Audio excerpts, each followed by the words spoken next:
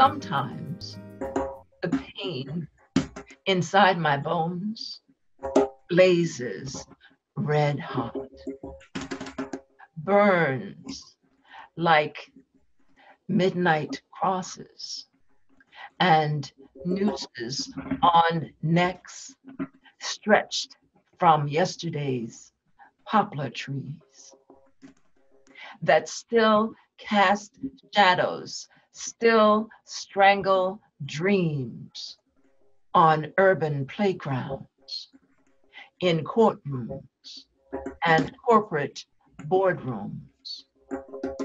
Dream scorched by realities that won't die.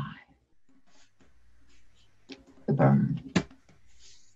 License and registration, he can sense your aggravation. On the head of the fallen Remind me that angel. this is a team effort.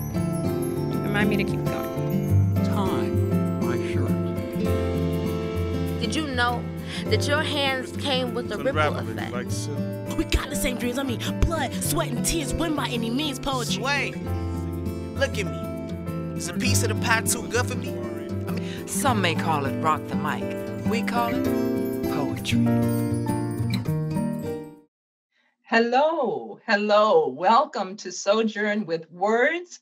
I'm your host, Sistah Joy, and today we are just so very honored and excited to be presenting one of the stellar literary forces throughout the DMV. I'm speaking of Myra Sklarew. And for those that have been in Washington, D.C. for any length of time, you know her well. Her work precedes her name in any literary circle. But let's say a little bit more about the show. First of all, this is year 15 for Sojourn with Words, and we're very honored to be able to go into this virtual technology platform presenting some of the area's finest.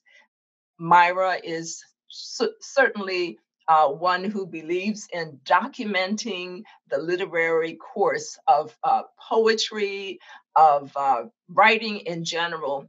She is just a force, someone who will guide those willing to have a discerning ear. And I try to be in that camp. So it is absolutely my privilege to present to Sojourn with Words viewers, Myra Sklarew. Let me share a little bit about Myra. Myra is, Professor Emerita, American University. She founded the MFA program in creative writing. She served as president of the Yaddo artist community in New York. She is the author of poetry collections, including From the Backyard of the Diaspora, Harmless, Lithuania, New and Selected Poems, and of prose, Like a Field Riddled by Ants, Over the Rooftops of Time, and An Invitation to a Country Called Aging. I just finished that one.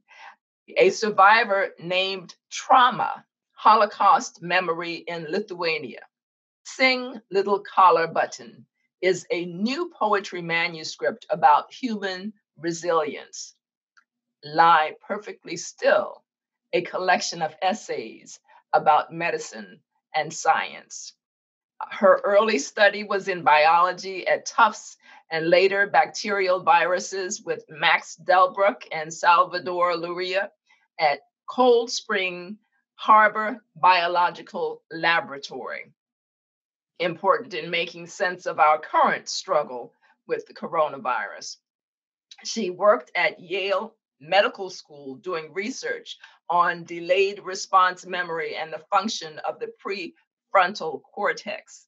Myra Sklarew received her MA degree from the writing seminars at Johns Hopkins University under Elliott Goldman. I'm going to stop there. Trust me, there are pages and pages more.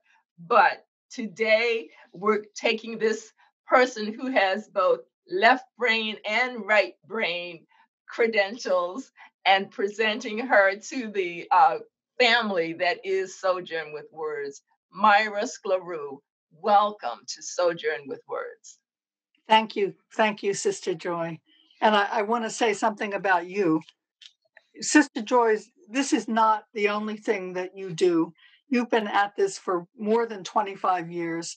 You've made such a difference. It's amazing to me what you've been able to accomplish, both through your church and in many other ways. And what you do has to do with making people better. It's incredibly important, and I'm incredibly impressed when I read about you and look at the history of the work that you've done and are doing. I don't know how you're keeping it all on tap, but you sure are, and I'm very proud to be associated with you in any way at all. So thank you. Well, thank you, Myra. When I look at the path that you've laid over the years, one of the things that you're known for is encouraging documentation of one's literary work. And certainly A Splendid Wake is one of the means through which you have nurtured the literary base in the Washington, D.C. area. And could you tell our guests a little bit about A Splendid Wake, just what that is, and if there's an opportunity for them to connect with that body? Yes. So I think around 2011, about 8 years ago, we decided that we were losing knowledge and information. A lot of people didn't know much about what was happening here in Washington. And I was particularly concerned starting around late 1800s, 1900 to the present, particularly those who would not have been known to most people. And the more I looked into it, Howard University was an incredible place for all of this to be taking place. I realized in recent years, I should have known this, that Claude Brown went to Howard, and when he was a freshman, he was invited to write an essay, which became the basis for Man-Child in the Promised Land. When he finished the essay, another publisher wanted to have him elaborate on it, and then he wrote another 1,000 pages and wrote a book that changed life in America. And the people of Sterling Brown's generation and before that were teaching there, and the students were extraordinary, including the Howard poets and all others. So I didn't want that to get lost, and so we started a program, and George Washington stepped in, and thanks to Jennifer King, and they already had set up a book archive there. So, but we set up a program where we have an annual program every year celebrating both the early writers and the current ones, and also a blog and various other things. Our next program is coming up very soon online, and everyone is welcome. It's on November 8th at 2:00 on a Sunday. And Raymond Maxwell will be there talking about the Howard poets. And there will be a number of other people. So, and Kim Roberts just came out with a book that covers Washington writers from 1800 to 1930, and a wonderful anthology. So there's a huge amount to learn and still to be done. So. Absolutely. Thank you. And that's the type of knowledge as I look back at, and of course, I'm a native Washingtonian transplanted to Prince George's County, but it's of significance to me to know that there is such great and rich history of literary history of the area. And so certainly the documentation that is maintained at the Gelman Library in Washington, D.C., at the George Washington University. It's significant, and it's available to anybody who wants to do any delving into the past concerning the rich legacy of writers and from this area. So thank you for that, for taking such a position of stewardship and encouraging persons to just let the record be maintained there. So we appreciate that. Now, the work of a splendid wake is one area that I know you're deeply involved, and then there's the Furious Flower. The Furious Flower, which is based at James Madison University. Joanne Gavin, can you talk a little bit about the Furious Flower? I served on their advisory board for not more years than you're supposed to, because I couldn't resist. Joanne Gavin is amazing.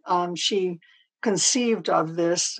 She discovered that a job that she held teaching had been turned down when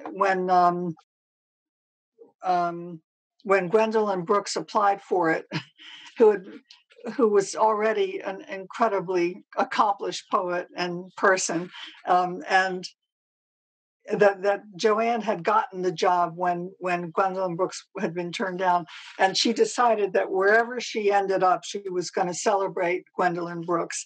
But her work with the Furious Flower, which is based on a line of poetry by Gwendolyn Brooks, by the way, "The time cracks into furious flower, lifts its face all unashamed and sways in wicked grace."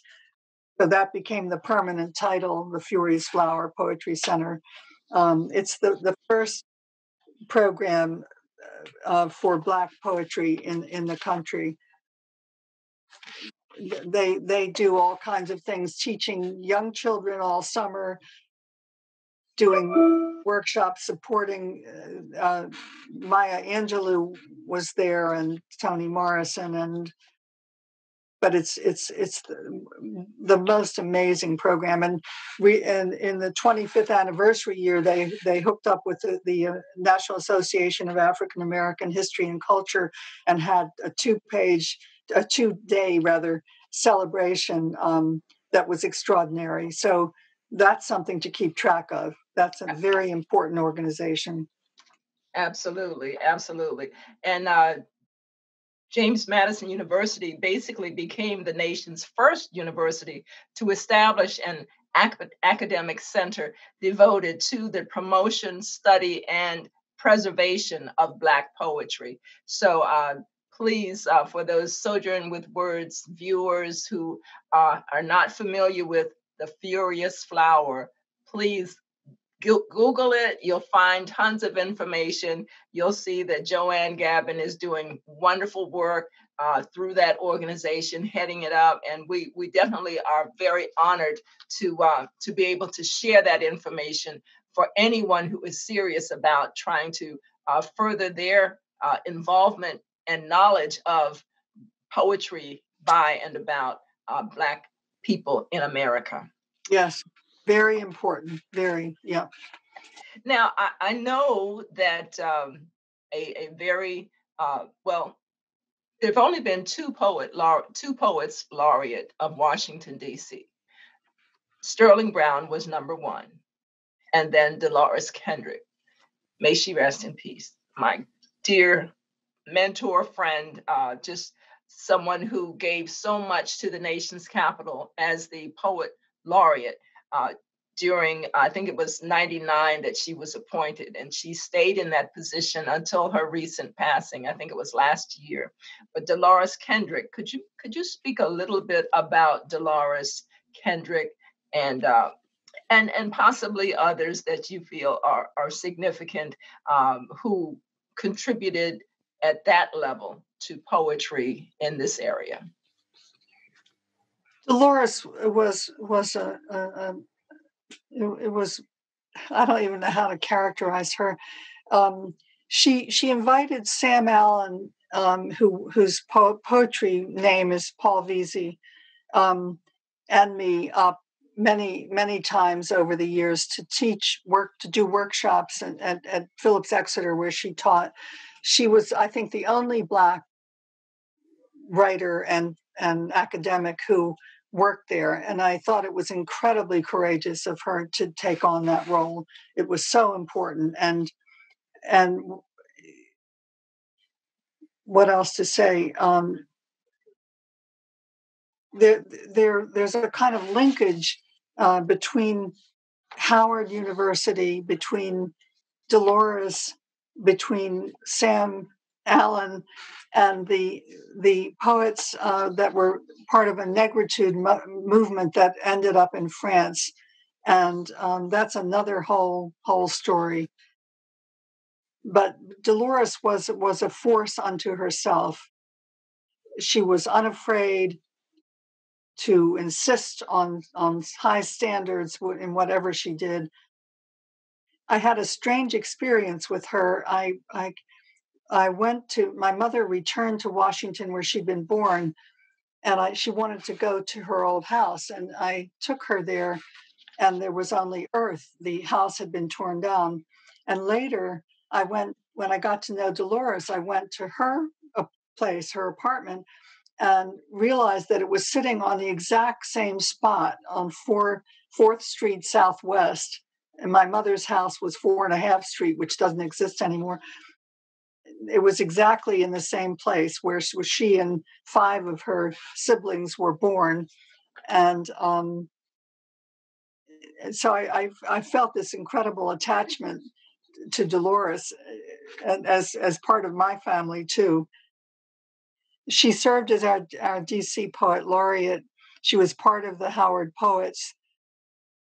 She was remarkable in her forcefulness and her fearlessness, and in her talent as a poet.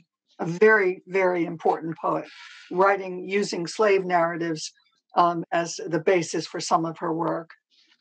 Well, I'd like to, speaking about poetry, which we have done extensively now, I'd like for our guests to hear some of your poetry. And I don't do this often, but I am going to request, if you have access to it right now, can you please share Poem of the Mother? If that's a poem that you have access to. But we want our Sojourn with Words guests and viewers to know why, aside from the obvious walking history that you are, why are you such a stellar voice in poetry, in the poetry literary circles today? So, I would just say this: when I was a child, I had a teacher who used to cry a lot in the classroom. It was during the Second World War, and her brothers were fighting in Europe, and she'd go to the window so we wouldn't see her, and she'd cry. And I found that by writing little stories and poems, I could cheer her up. And the power, I was about 7 or 8, but the power of language that way really got to me. And she also, one day I said, Miss Lang, I have a wonderful idea. And she said, write it down. And that was the beginning of it. Just to understand somehow that the telling a story about ants underneath a mushroom or something, would make her feel better. So anyway, this is a Poem of the Mother, which is about the separation from our children when they leave home, a very complicated experience. Poem of the Mother. The heart goes out ahead, scouting for him, while I stay at home, keeping the fire, holding the house down around myself like a skirt from the high wind. The boy does not know how my eye strains to make out his small animal shape swimming hard across the future, nor that I have strengthened myself like the wood side of this house for his benefit. I stay still so he can rail against me. I stay at the fixed center of things, like a jar on its shelf or the clock on the mantle, so when his time comes, he can leave me. Yes, that poem, it almost knocked the wind out of me when I read that last line, but that is what we do as mothers. That's ultimately the cycle of life, and we know that as painful as it is necessary and right. So thank you for putting so eloquently into words what it is that part of that human experience. Would you share another poem, something of your choosing this time? Well, here's one about Claude Brown. It's called Playing Ping Pong with Claude Brown at Yaddo. Manchild was long done, and behind him, he'd revisited Harlem and seen its change. The streets he'd known more dangerous now, the stakes higher. Summer at Yaddo in the pool house at the ping pong table. I'd been taught by boys. I put a mean spin on the acetate ball and sent it through the air, but it slammed back at me faster than my eye could take it in. My opponent was kind but quick, full of good advice. Hold it this way, he said that day, and pointed the wooden paddle down. Hold it, he said, like a gun.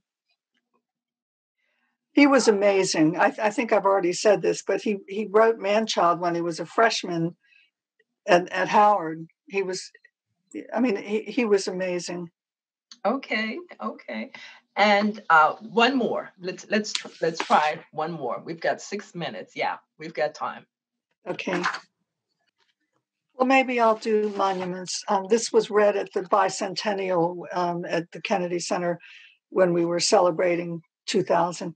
Monuments. Today, the moon sees fit to come between a parched earth and sun, hurrying the premature darkness. A rooster in the yard cuts off its crowing, fooled into momentary sleep. And soon the Perseid showers, broken bits of the ancient universe, will pass through the skin of our atmosphere. Time and space are alive over our city. Final eclipse of the sun, last of this millennium, our city's brightness broken off. We have known other dark hours. Here, coffin that slowly passes, I give you my sprig of lilac. Lincoln's death winding procession towards sleep. We've known slave coffles and holding pens in yards not half a mile from our capital, wooden palings sunk in earth to guarantee none would escape. In this freest city, oh, if earth could talk. Earth does talk in the neatly framed yards where death thinks to lay us down to rest. Asleep the marker stones, but not the voices, jagged bits of memory, shards of poem. Sterling brown, our human possessions and all they've left us. This whole city sings their songs, say their names. In this city, they are our monuments. Frederick Douglass, our Rayford Logan, Allen Locke, Franklin Frazier, Georgia Douglas Johnson, Paul Laurence Dunbar, May Miller. Not sleep, but garlands left to us. Montague Cobb, William Hasty, yards of names, and here the place where we unearth an immigrant father of 7. He leans down, no earthly reason for his choice, to pick up his nearest child. A yard-long rack of brooms behind him, a bin of apples, not the sleep of cold, but autumn in Washington. 1913 or a bit later, he stands awkwardly on 4.5 Street Southwest as our street photographer who's just come by with his city chatter ducks beneath a dark cloth, monuments of the city behind him. He leans over his black box camera in time to capture that moment when the child will play her bit part, pushing away from her father like a boat from the shore. In the sleep of winter, years later, she'll become my mother. What yardstick by which to measure importance, to measure earthly agency? Each of us has monuments in the bone case of memory. Earthbound, I take my sack of marble and carry it down lonely city streets where our generals on horseback and a tall, bearded man keep watch over all their citizens. Oh, wow. Absolutely phenomenal. Documenting again, that is what you do. I love that poem. As a native Washingtonian, I totally relate to it. I thank you for it. I'm very, very glad that you selected that particular poem. I really want to make sure that our guests have an opportunity, if such exists, to be in touch with you. Is there a way that persons can contact you with questions or comments about your appearance on Sojourn with Words today? Sure. Just msklerew@gmail.com. So that's MSKLAREW at gmail.com. Okay. Well, Myra, it has absolutely been a phenomenal, quick half an hour. I knew Wow. I knew it would be. But we definitely want for our viewers to know the wonder of poetry through excellence, such as what you present. And those poems that you shared are such that I think they typify what one can reasonably expect to find when they are looking for poetry by Myra Sklarew. And certainly you can Google her work. There are many pieces online, I'm very happy to say. And as was mentioned at the top of our interview today, she has books. So we want you to become familiar with her work. And I know she's always wanted to say, oh, no, you don't need to. But yes, we want you to go out and buy her books, inquire about their availability. Stop shaking your head. Yes, we poets, we want our work out there. It's not about the money. It's about the fact that we need to have excellence in circulation so that those who come behind us can continue to grow and not have to start from ground zero. So thank you very much, Myra. We're very honored that you were with us today. And I will continue to follow the light that you shine everywhere you go. Thank you so much. You do it beautifully. I thank you. I thank you. Okay. Well, that concludes our episode of Sojourn with Words, and we are very happy to have the opportunity to present this type of excellence. Stay tuned, but always, as I like to say, pick up a pen and keep writing. See you next time.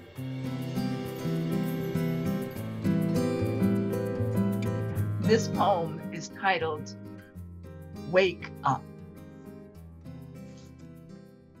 The bones of our ancestors are rattling in their graves.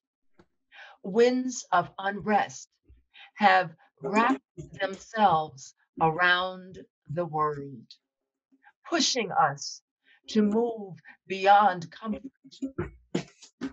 Today we seek word and way for change, to end discomfort and discord.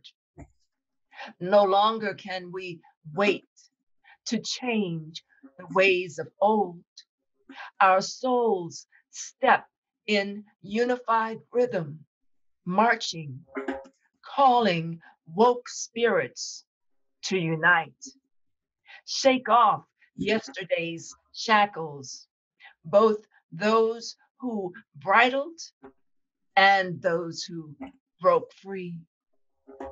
We call all who have been asleep to the no longer looming but all-consuming lethargy, bigotry, sin, and shame, lest we become reduced to irobos. We call all to become justice makers, soldiers willing to work, to save us, shake us, wake us to see that we are all connected. Our world is one. Our hope is one or none. Wake up.